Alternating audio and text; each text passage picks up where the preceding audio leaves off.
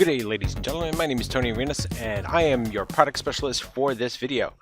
In this video, we're going to go over the gradient tool. The gradient tool is a way for you to mix and match a lot of colors into different ways and have them blend through using either a linear option, a radial option, a few other options to go through the whole thing.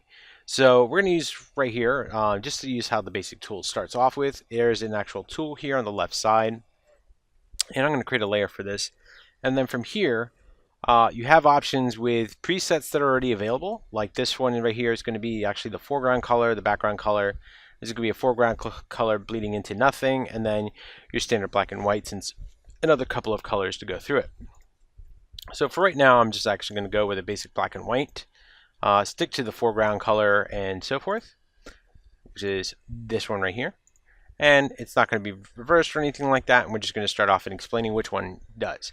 So in the first panel, you actually have your linear gradient, which is when you click and drag all the way across the screen, it's going to start fading from one color to another. So you have your black and it fades into your white. On the next one, we have our radial, which is going to be our drop dead center, or you can pick an area spot that you want to run with, click and drag it out to where you want it, and it's going to create a radial function to that area as well. Now with any of these, you can actually go up to here and you can hit reverse, and let's say I like that, but I want it in reverse. I want the white to be in center and everything else. There's multiple ways to do that. If you hit the reverse button, it will do it for you.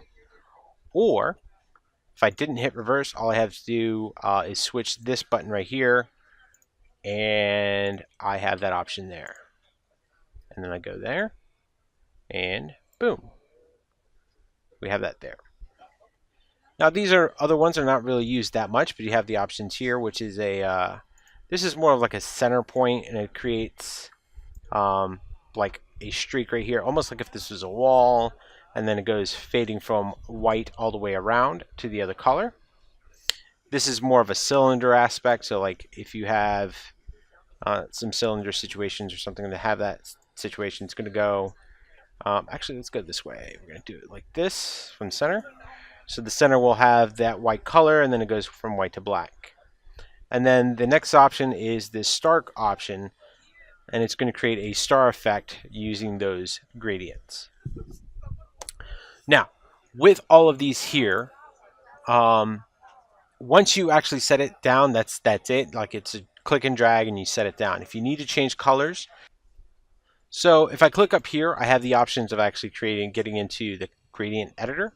And if I wanted to adjust the colors, I can easily click down here to adjust that color, move it around. Let's say I want to move it to the other side of this here. I can move this on here, and then I can say, all right, color, let's add in a bit of that rich yellow in there. I can do that. And let's say on this side, let's drag this out. I can add another color here, and let's say I want to add a user color again. I'll pull the drop down there, and let's add in a crazy blue.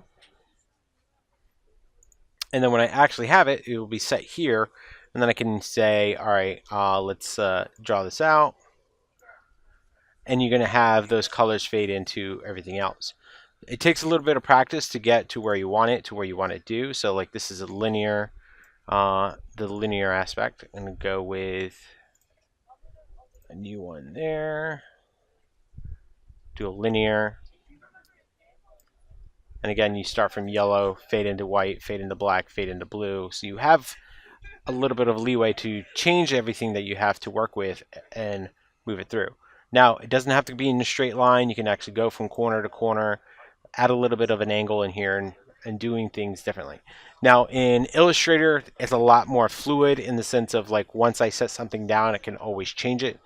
With Photoshop, it's more of a, not like a permanent thing, but once you click and drag, you set it, it's automatically going to apply.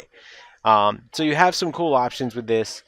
These are also can be used with your masking abilities. So if you want to try to fade something in a mask and like make like something fade in and out of the actual photo, you can use that with the black and white colors available to you and just move it through that way. My name is Tony Arenas, and this has been a basic overview on the gradient tool in Photoshop.